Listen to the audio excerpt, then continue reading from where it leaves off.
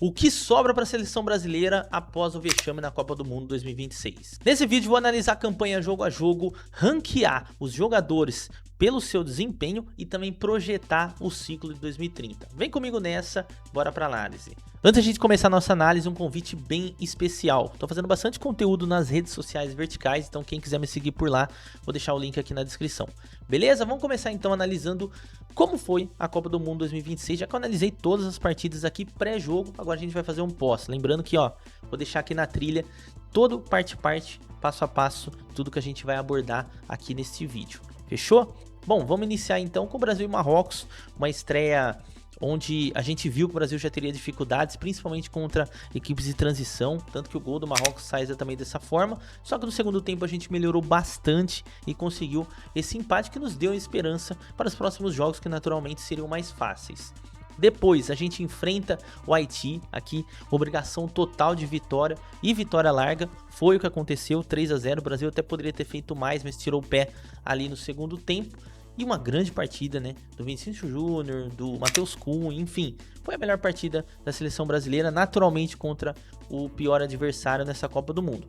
Terceira partida, cara, aí de novo, parecia que o Brasil, até mencionei que o Brasil poderia ter dificuldades nesse confronto, mas marca o gol logo na saída de bola. Aliás, a pressão na saída de bola é um dos grandes trunfos dessa seleção brasileira do Carlo Ancelotti, foi, né, durante todos os jogos da Copa, né, pressionar a saída, muitos gols saindo dessa forma, inclusive no pré-Copa do Mundo, né, e aí durante o ciclo também conseguiu marcar gols dessa forma, como foi aqui contra a seleção escocesa, né, com o Ryan pressionando, o Vini Júnior fazendo gol, um jogo muito mais tranquilo que todo mundo imaginava. Uma primeira fase que daria pra gente colocar aí uma nota 7 no mínimo, né, 6,5, 7, vai pra não exagerar tanto assim. Aí enfrenta o Japão, aqui eu até acertei, né, o resultado, cheguei a comentar isso lá depois na análise da Noruega, onde a seleção japonesa traria dificuldades, porque é basicamente a dificuldade que toda seleção grande está tendo nessa Copa, que é o quê?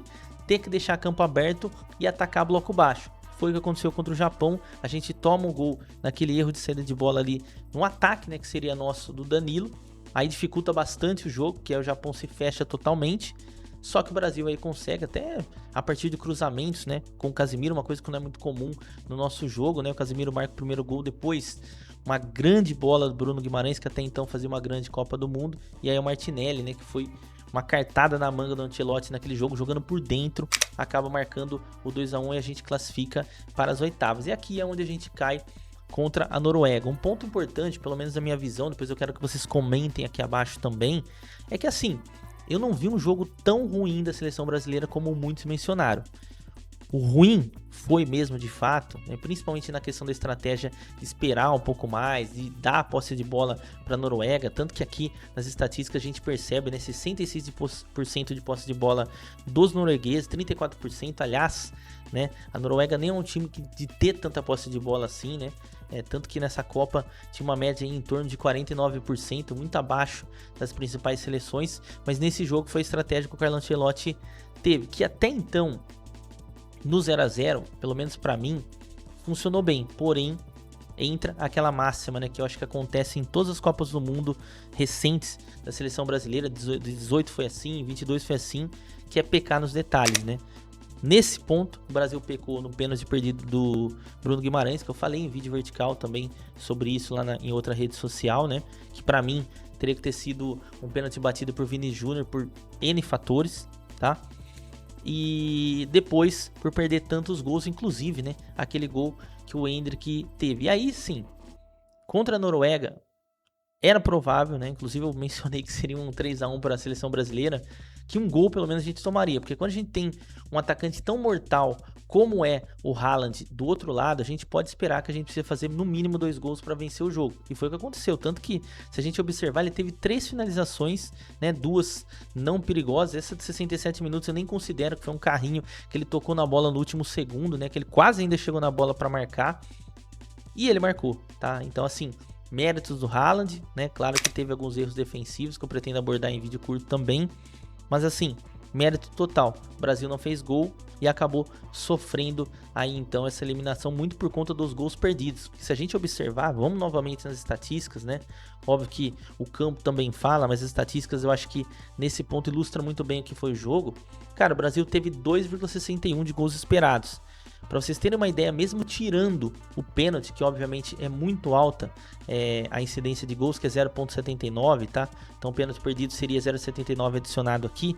Ainda assim, o Brasil teria criado mais do que a Noruega. Então eu acho que esse é o ponto, tá? A gente não fez o gol e a Noruega fez. O problema foi na questão da posse de bola. No 0 a 0, deixar a Noruega com a bola estava funcionando muito bem porque a gente contra-atacou. A oportunidade com o Endrick foi criada exatamente dessa forma. Só que, a partir do momento que a Noruega faz 1 a 0, o Brasil tinha que botar pressão, né, na saída de bola. Aí sim, para recuperar ela um pouco mais rápido e naturalmente conseguir pressionar mais o adversário. Aí o Brasil foi muito passivo. Inclusive, estou gravando esse vídeo depois de ver o que a Argentina fez contra a seleção do Egito. Então, realmente dói e dá uma certa invejinha dos nossos hermanos, né, nesse sentido, que correram muito mais que a seleção brasileira em busca da vitória quando estavam em um placar adverso. Fechou?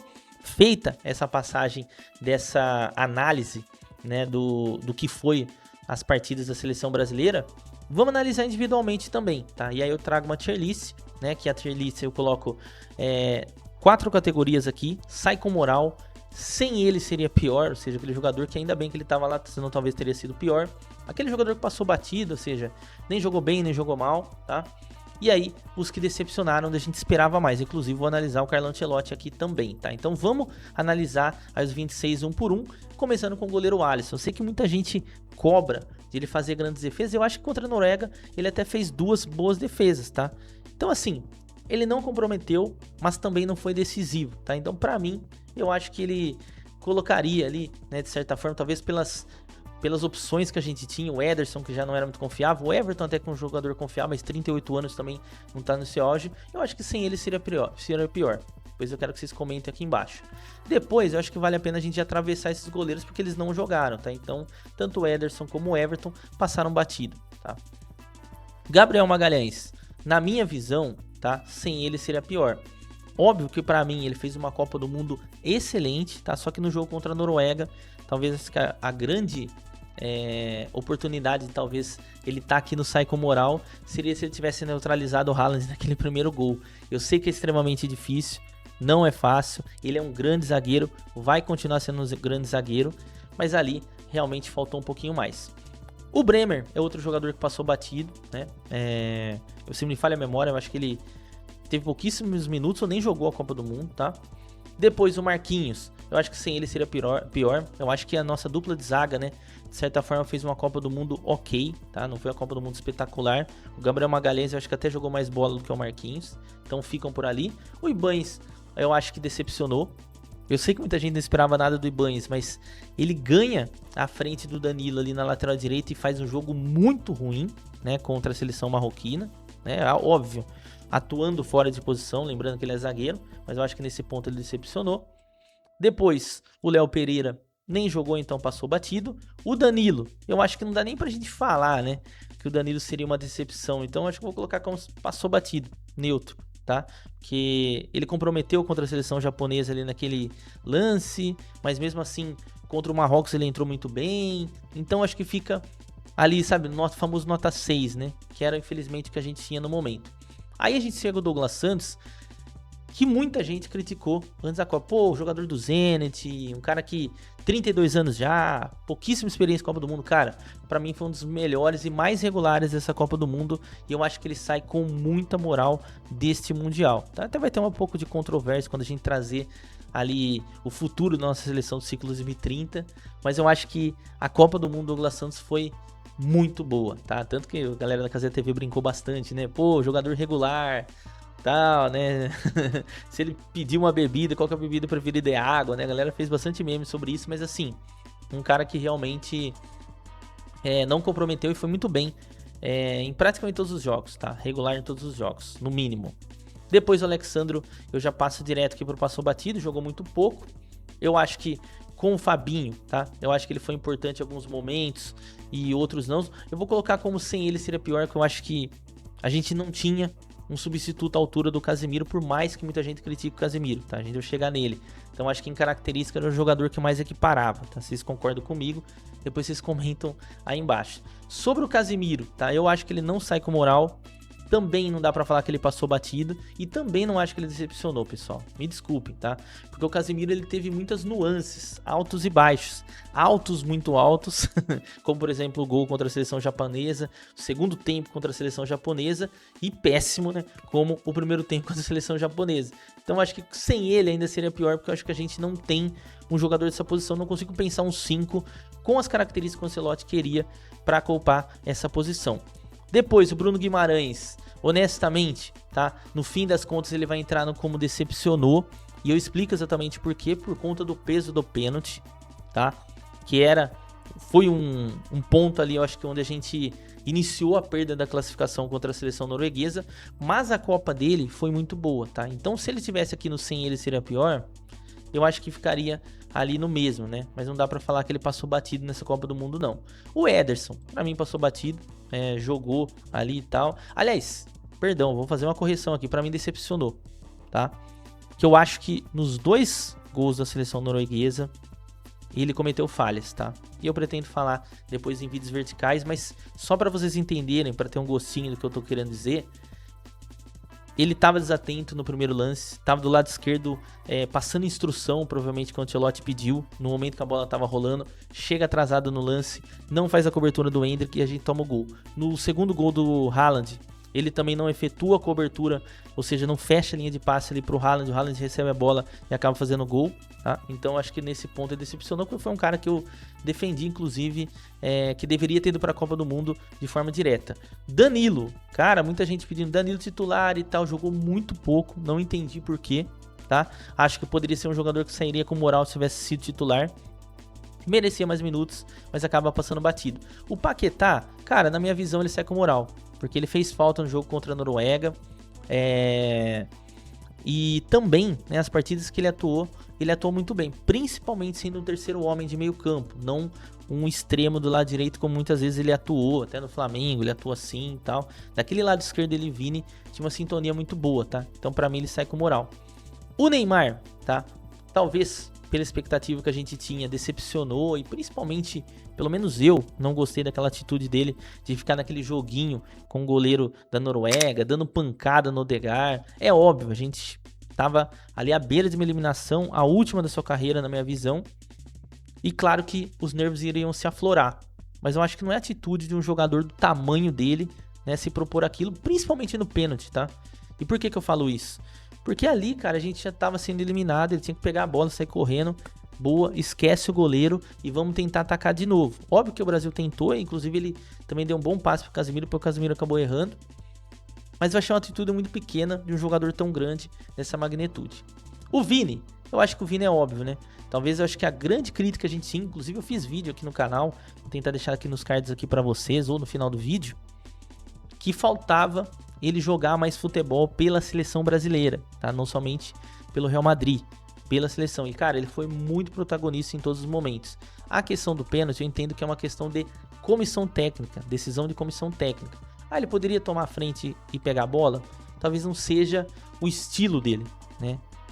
Talvez um jogador com mais temperamental faria isso. Eu acho que o Vini não, tá? Mas de qualquer forma, não acho que é um erro dele. Seria erro dele se tivesse batido e perdido o pênalti. Rafinha, pra mim, decepcionou, tá?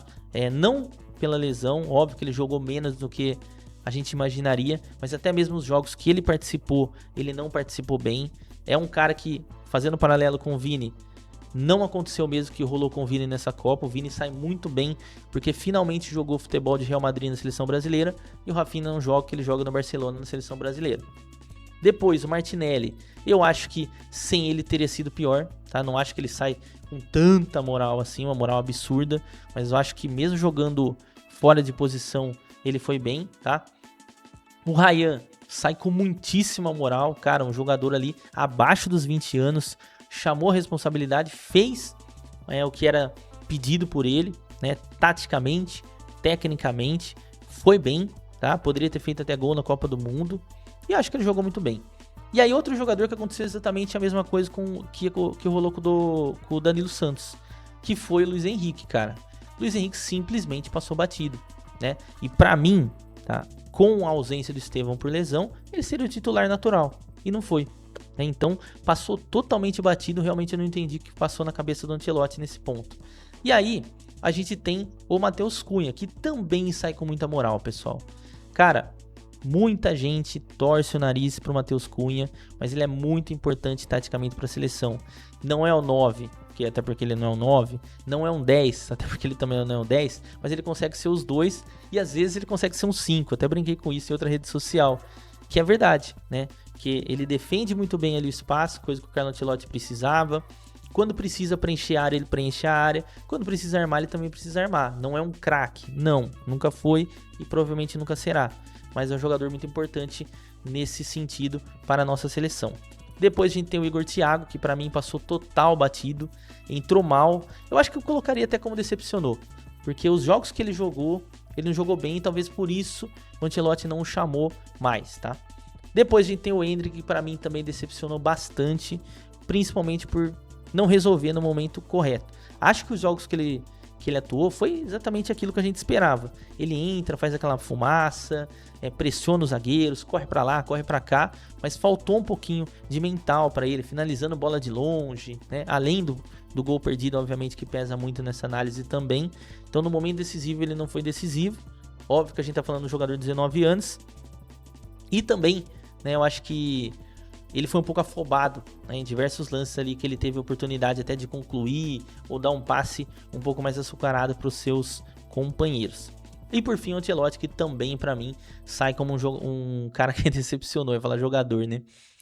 Eu acho que muitas das escolhas dele foram erradas, acertou muito contra o Japão, contra a seleção da Noruega, não sei se ele não matou também o ataque rápido do Brasil, colocando o Neymar ali naquela posição que ele colocou. Enfim, muita coisa ele tem que explicar, né? A ausência do Luiz Henrique, a ausência de Danilo Santos, que eu acho realmente um absurdo, né? Enfim, eu não acho que o Ancelotti foi bem. Espero que para os próximos ciclos ele melhore. Pra gente seguir nesse vídeo, agora que a gente já falou tudo de 2026, vale a pena a gente falar um pouco sobre o que vem por aí. Primeiro ponto, tá? Fiz essa seleção, tá? Entre aspas, porque não é do goleiro até o atacante. Dos jogadores que, na minha visão, pro próximo ciclo, pensando em 2030, talvez não esteja na seleção. Então seriam os 3 goleiros, a gente vai precisar arrumar um goleiro de fato, né? A Alisson, 33, provavelmente sai do Liverpool agora, já não tá no seu auge físico e técnico. O Everton já tem 38 e o Ederson já não tá no seu auge físico e técnico, veio como um terceiro goleiro por aqui. O Danilo já tava no seu limite de Copa do Mundo. Alexandre, a mesma coisa. O Léo Pereira, talvez, eu acho que esse é o auge dele. Eu acho que até 2030 ele não se mantém num bom nível, né? Que pese que nessa Copa do Mundo não tem nem o que falar sobre ele.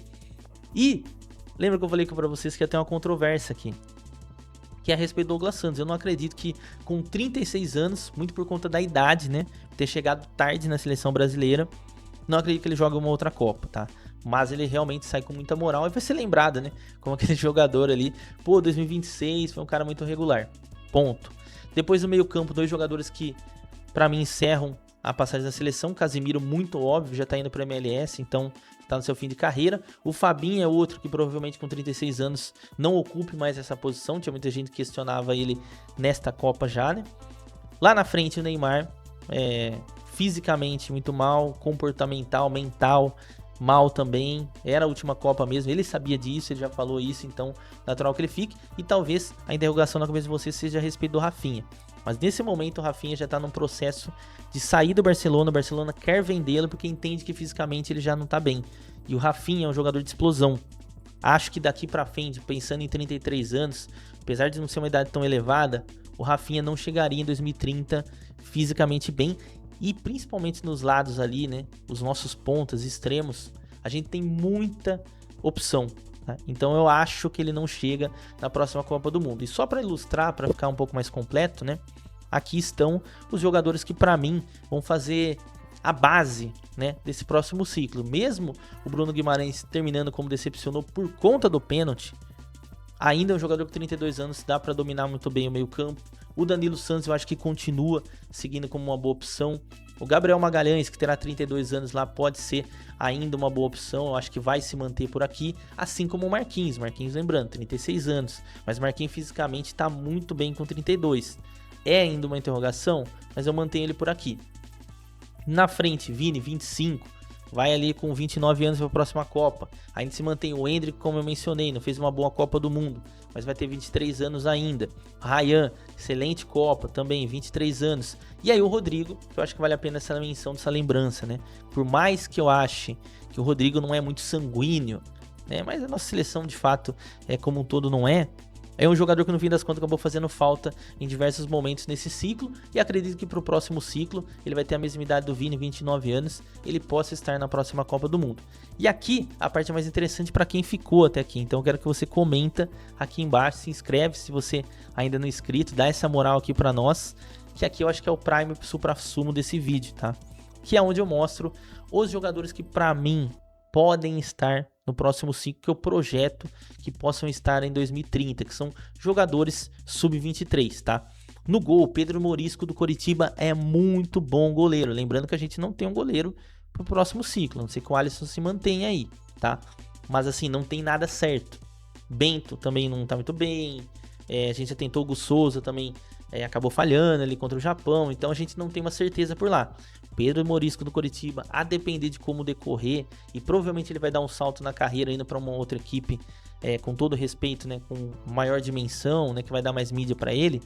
Acho que com 26 anos lá na frente, ele pode certamente brigar por uma vaga pelo menos entre os 3, tá? Nas laterais, 2 jogadores que muita gente pediu nesse ciclo, que é o Kaique, que hoje tá indo pro Como da Itália, e aí fica mais fácil ir para a seleção, né? Porque a gente sabe, né? O cara vai para a Europa, vira craque. Ele já era muito bom aqui no Brasil, então provavelmente no próximo ciclo ele estará. E do lado direito, o Wesley, que infelizmente ficou de fora por lesão e fez muita falta para nós. Aliás, essa posição que a gente sente mais falta. Pois eu quero até que vocês comentem mais nomes sobre 23 que vocês acreditam que pode estar em 2030, tá? Esses 2 são muito importantes. Aí na defesa a gente tem o Vitor Reis, tá? Que eu esqueci, na verdade não é que eu esqueci, que só cabem 11 aqui. Mas o Lucas Beraldo também entra nesse pagode, tá? Seja como volante ou como zagueiro. Murilo também, apesar que ele já tem 24, mas o Murilo do Nottingham Forest também pode surgir como uma boa opção de zaga. Lembrando que o Vitor Reis chegou a ser convocado pelo Carlo Ancelotti já, tá? E o Carlo Ancelotti já renovou, então é provável que ele apareça. No meio campo, 2 canhotos, tá? O Ângelo, que muita gente deve olhar aqui, o Ângelo, aquele mesmo do Santos, que hoje tá no Al Nassr. Cara, ele se tornou um jogador de meio campo. Ele era muito extremo, né? Jogava principalmente pelo lado direito. E, cara, ele se transformou mudando de posição e tá muito bem no Al Nassr. Eu sei, Campeonato Saudita, tal, mas tem muito jogador do Campeonato Saudita indo muito bem em Copa do Mundo. Então, assim, eu acho que se ele se manter nessa posição, é provável que ele possa ter espaço no meio campo de seleção brasileira no futuro. O outro, talvez não seja grande novidade para quem acompanha o futebol brasileiro, que é o Breno Bidon, que tinha gente já pedindo nesse, que eu acho que era muito exagero. Mas enfim, um jogador que pode surgir muito bem no próximo ciclo, tá? Na ponta esquerda a gente tem o Isaac, que tem vídeo aqui no canal, vou tentar deixar aqui para vocês aqui nos cards, do Shakhtar Donetsk, muito bom jogador, já defende seleção de base. Próxima Copa ele vai estar com 23 anos, vai estar jovem ainda, mas pode surgir como uma boa opção, lembrando que extremos é a posição que a gente mais tem, tá? Tanto que aqui eu coloquei 4, né? 2 na esquerda, 2 na direita. O Alisson Santos, jogador do Napoli, né? Que teve passagem pelo Sporting, depois agora já chegou no Napoli muito bem, jogador que pouca gente conhece, não me falha a memória, somente jogou base aqui no futebol brasileiro, já foi pro Campeonato Português. Ótimo jogador, ponta direito, que traz bastante pro meio, tá? Pode ser uma opção, lembrando que ele vai estar com 27, né, na próxima Copa do Mundo. E do outro lado, o Estevão, que eu acho que não precisa explicar, acho que provavelmente será nosso titular em 2030, se tudo ocorrer bem, bate na madeira 3 vezes. E o William Gomes, esse São Paulo, que tá muito bem no Porto. É provável que inclusive dê o salto para outra equipe a partir daqui, tá? Muito bom jogador, 24 anos na próxima Copa do Mundo. E lá no ataque, talvez acho que a grande dúvida que todos nós temos, quem será nos camisa 9? Eu proponho Cauã Elias, jogador do Shakhtar Donetsk, que tá muito bem, tem 20 anos ainda. Provavelmente também é outro jogador que dá um salto para uma equipe, uma liga maior. E se for bem nessa liga, pode estar na próxima Copa do Mundo. Fechou? Então esse aqui foi o nosso vídeo. Cara, conseguimos projetar muita coisa por aqui, né? Comenta aqui embaixo que nome que faltou, o que você concordou, o que você discordou. Não esquece de se inscrever, seguir por aí, inclusive nas outras redes sociais, com o link na descrição. Valeu, é isso e tamo junto.